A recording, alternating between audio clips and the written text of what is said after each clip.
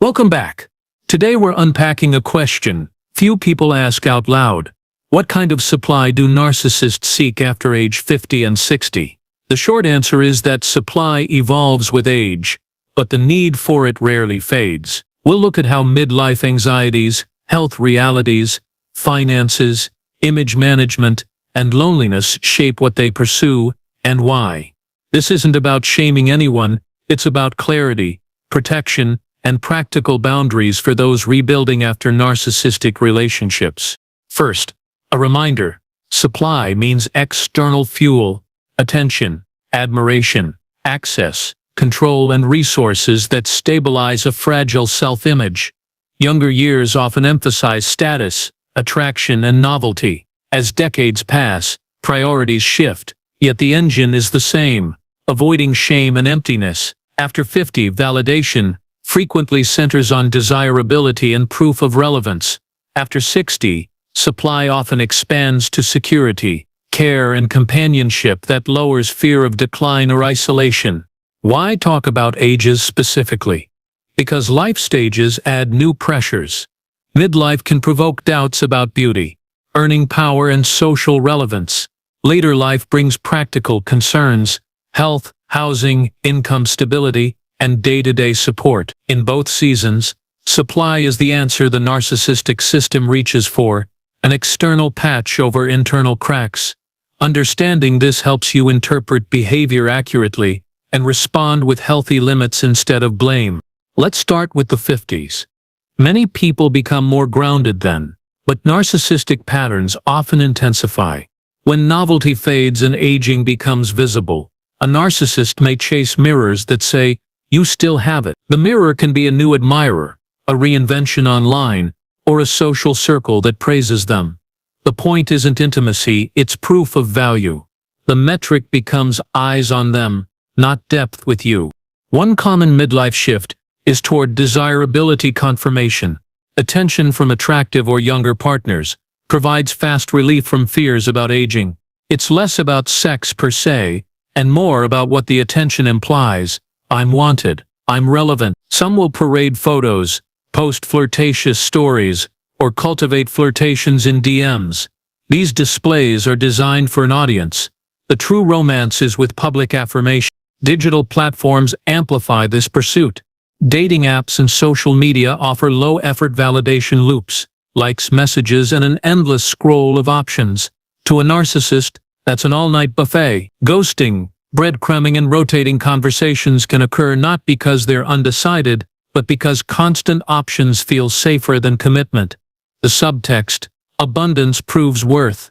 Scarcity feels like failure. In the 50s, image management can also lean on status adjacency. A partner with social influence, professional prestige, or physical glow can become a living brand extension. Lavish dinners, polished posts, and power couple optics double as self-promotion. If criticism appears, they may pivot audiences rather than repair the bond. Supply is treated as public relations, not relationship. Some pursue financial advantage as supply. Not always in overt ways. Sometimes it looks like partnership, but look for patterns: sudden dependence, vague business pitches, borrowing framed as loyalty tests, or slowly shifting bills your way. The underlying logic is the same. External resources regulate inner anxiety. If money talk is foggy and boundaries are blurred, consider that a data point, not a judgment on your generosity. Triangulation also resurfaces. Former partners, new admirers, and just friends can be compared to keep everyone competing. Compliments and critiques alternate to create tension. The goal isn't a better match, it's a better position. When people are in competition, the narcissist feels central again. If you notice comparisons creeping in, step out of the race. The prize is not peace. Another pattern after 50 is nostalgia recruitment. Old flames get warm messages. "You always understood me. We had something real." The outreach may coincide with a recent rejection, a stalled reinvention, or a need for a sympathetic audience. The past becomes a safety net, because the present feels unstable. Before responding, ask, why now? History alone is not a plan. What about intimacy? Real intimacy demands self-confrontation, acknowledging insecurity, apologizing sincerely, and tolerating ordinary days. For a narcissistic pattern, ordinary can feel unbearable. Midlife routines highlight limits and ask for empathy. Instead of deepening, some chase stimulation. This doesn't make you unlovable. It reveals the system they're using to avoid vulnerability. At 50 plus, health, hormones, and stress also affect mood and energy. For a narcissist, these realities can feel like threats to identity. They may overcorrect with grand gestures, risky choices, or one last summer impulsivity. If you're nearby, you might be cast as the audience, the anchor, or the obstacle, switching roles overnight. Refuse the script. Clarity is kinder than confusion. Let's name the 50s headline: desirability and relevance. Many seek proof. They still attract, influence, and excite. That proof can come as attention, flirtation, accolades, or high-gloss reinvention. The chase is not inherently immoral, but in narcissistic dynamics it eclipses care. Your needs become stage props. The solution is not to perform harder, it's to step into mutuality elsewhere. Now the 60s. Some narcissists continue the 50s playbook with different settings. Others shift priorities toward security, companionship, and care. This isn't guaranteed growth. Often it's practical repositioning. The question becomes, who will be here? Who will help me? Who will stabilize my days? If earlier bridges were burned, they may circle back to dependable, kind former partners. The central supply after 60 often includes caregiving readiness, rides to appointments, help with medications, paperwork, tech, meals, and daily structure become valuable. To a narcissistic mindset, a compassionate person appears like a solution package. Empathy, reliability, and history. Re-entry attempts may be wrapped in nostalgia or "I've changed." Evaluate behavior, not scripts. Companionship is another pillar. Even highly social people can feel isolated if interactions are superficial. A steady presence, someone who listens, laughs, and shares home life, becomes prized. In healthy dynamics, this is mutual. In narcissistic patterns, companionship is sometimes mistaken for compliance, the expectation that your availability equals approval, and your boundaries equal betrayal. Financial stability can also enter the supply equation. Fixed incomes, healthcare costs, and housing pressures nudge some to seek partners with resources. There's nothing wrong with practical partnership. The red flag is concealment, evasive money talk, pressure for quick merging, or guilt-laced requests. Healthy planning uses transparency. Manipulation uses urgency. Reputation repairs surfaces too. If past relationships ended loudly, a reliable partner at 60 puns can function as a public rebrand. "See, I've matured." Community roles, faith groups, or family events may spotlight the new narrative. The question isn't whether they attend, it's whether private behavior matches public promises. Consistency over time is the true press release. Adult children and grandkids can be pulled into this dynamic. A caring partner might be asked to help restore the family, shouldering emotional labor between estranged relatives. Be cautious about roles that quietly become unpaid mediation or logistics management. Love can include support without becoming a service department. Clarify what you will and will not do. Hoovering often reappears at 60 plus.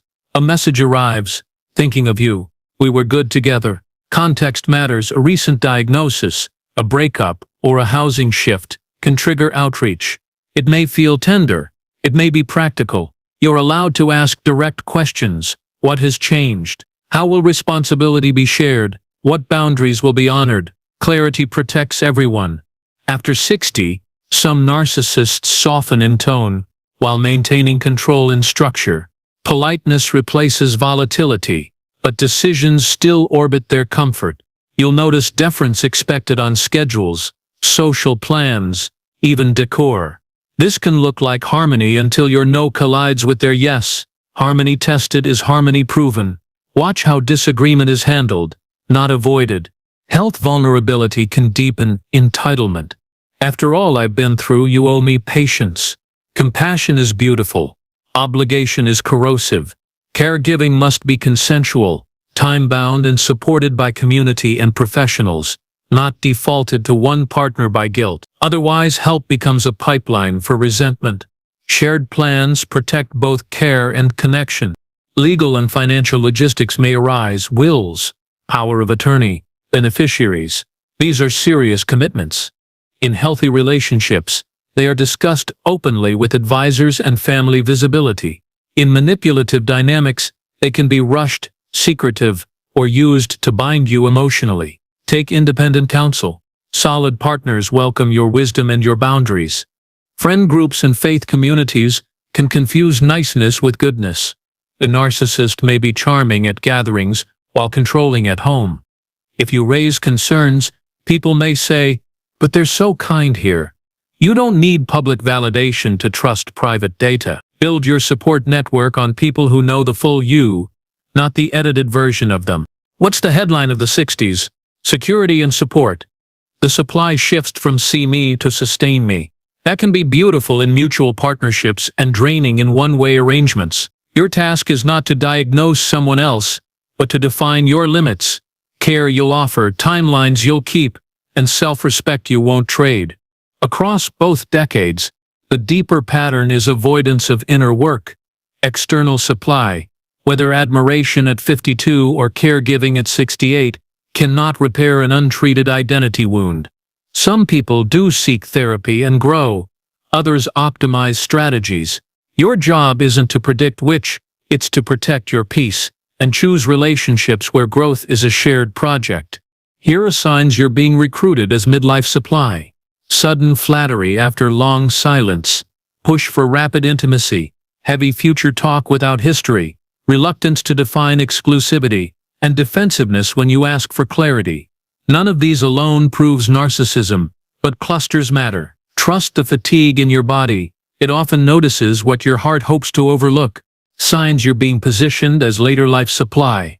Quick escalation into daily caretaking. Minimized boundaries. It's not a big ask. Guilt framed as love, and secrecy around finances or family dynamics. Healthy partners invite collaboration. Manipulative partners turn help into a test. If you love me, you'll agree. Love thrives in consent, not coercion. If you co-parent or share history, hoovering may leverage memories, songs, photos, places. Nostalgia can be warm and still be a tactic. Ask yourself, when we discuss repair, do they invite accountability or switch to sentiment? Memory can soften hearts, but cannot substitute for change. Let memories stay memories unless they're paired with measurable growth. Many ask, what if they really changed? People do grow. Legitimate change is slow, specific, and steady under stress. Look for sustained therapy, amended habits, repaired relationships with others, not just you, and respect for your no. If change depends on your proximity, it's not change, it's containment. Growth you don't have to supervise is the only kind that lasts. If you choose to re-engage, set a trial period with clear checkpoints, communication norms, financial transparency, conflict repair steps, and caregiving boundaries. Involve neutral support, counselors, mentors, or trusted friends. Hope needs structure to remain healthy. Without structure, hope becomes a hallway back to old rooms. For those already caring, protect your health. Caregiver burnout is real. Create a roster with family, friends, community services, and respite plans. Keep your medical, financial, and emotional needs on the calendar too. Love is not measured by exhaustion. Sustainable care includes you by design, not as an afterthought. If you're tempted to prove your worth by overgiving, pause. Worth isn't earned by sacrifice, it's expressed in alignment. Healthy partners appreciate, reciprocate, and refuse to let you disappear. If your giving increases while your peace decreases, imbalance is speaking. Listen to it. Correction now is kinder than collapse later. Expect pushback when you install boundaries. You may be called selfish, cold, or disloyal. Rehearse calm lines. I care about you and I'm not able to do that. Let's schedule support that doesn't rely on me alone. Boundaries are doors, not walls. They let love in and keep depletion out. People who love you will learn your door. Community is your protective factor. Isolation magnifies manipulation. Cultivate friendships that value truth, not gossip. Mentors who teach skills, not dependence. And spaces where you're seen beyond your role. Healing after narcissistic dynamics often requires relearning how secure relationships feel. Slow, consistent, unforced, and quietly joyful. If you feel anger about past exploitation, that feeling is information. Let it signal where to reinforce your fence. Use the energy for action, legal clarity, financial planning, and therapy. Anger becomes corrosive when it has no job. It becomes constructive when it builds your new life. You don't have to stay mad to stay safe. When grief arises, welcome it. You're mourning not only a person but a hoped-for story, the season you wanted, the partnership you deserved. Grief honors your capacity to love. Healing doesn't erase longing, it redirects it toward people and places that can hold it well. Your tenderness is not a weakness, it's an asset to guard. A practical checklist for the 50s dynamic. Are labels clear? Are online behaviors transparent? Do words match follow-through? Can they tolerate no without punishment? Do they compare you to others? The more clarity you have, the less chaos you need to endure. Maturity shows in repair, not perfection. A practical checklist for the 60s dynamic. Are responsibilities defined? Is medical, legal, and financial planning shared and documented? Are caregiving limits respected? Is outside help welcomed? Are adult children informed? If any answer is no, slow down. Healthy partnership survives sunlight. Manipulation prefers shade. Remember, you are not obligated to be anyone's redemption arc. If someone treated you casually in their prime, it's fair to be cautious when they are vulnerable. Compassion and contact are different decisions. You can wish them well and still choose distance. Boundaries don't make you heartless. They make your love sustainable. If you're the adult child watching a parent repeat patterns, prioritize your safety. Encourage professional support, not private rescue missions. Offer resources, not your entire life. Family systems heal when roles stop being fused. Your job is to be a whole person, not a permanent mediator. If faith or culture tells you to endure at any cost, widen the lens. Many traditions also teach stewardship of health, truth, and justice. Endurance without wisdom breeds harm. Wisdom with compassion builds homes where everyone can rest. Seek counsel that honors both care and clarity. Ask yourself, what kind of partner do I want to be at 50, 60, and beyond? Write it down. Then choose relationships that help you become that person. If a dynamic asks you to shrink, silence, or perform, the cost is too high. The love you are building will need your full voice and your future strength. If you see a narcissist happy in later years, remember you're watching a moment, not a map. Some do find steadier partners who accept limited intimacy in exchange for companionship. That's their agreement. You don't need to envy or expose it. Focus on your agreements, the ones where your needs count and your peace is prized. Healing after narcissistic dynamics is less about spotting red flags and more about honoring green ones. Kindness that doesn't keep score, curiosity that survives disagreement, and repair that arrives without being begged. These are the skills of love at any age. Build a life where these are normal, not rare. To those who fear aging alone, community is a stronger safety net than a complicated romance. Invest in friendships, neighbors, service groups, and intergenerational circles. Connection doesn't require compromise of self. Let belonging be built, not borrowed from a partner's spotlight. To those asked to return as a later life caregiver, take a week before answering. Speak with trusted allies, a therapist, and if relevant, legal counsel. Draft your conditions on paper, hours, tasks, financial arrangements, and exit plans. If the other party resists clarity, that's your answer. Love respects limits. If you're currently disentangling, expect waves. A strong day, then a setback. Keep a simple plan. Sleep, movement, honest food, sunlight, and human voices you trust. Keep a log of why you left and how you're growing. The brain forgets pain when starved of reminders. Your notebook protects your future self. So what supply do narcissists seek after 50 and 60?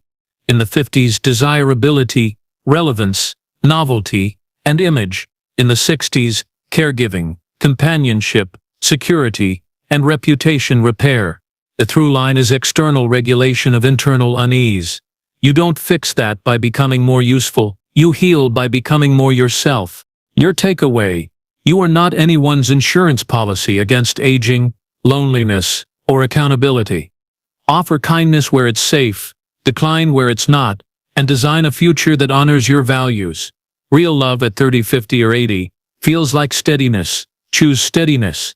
Let performance pass by. Your peace is not just protection, it's the foundation for everything good that comes next.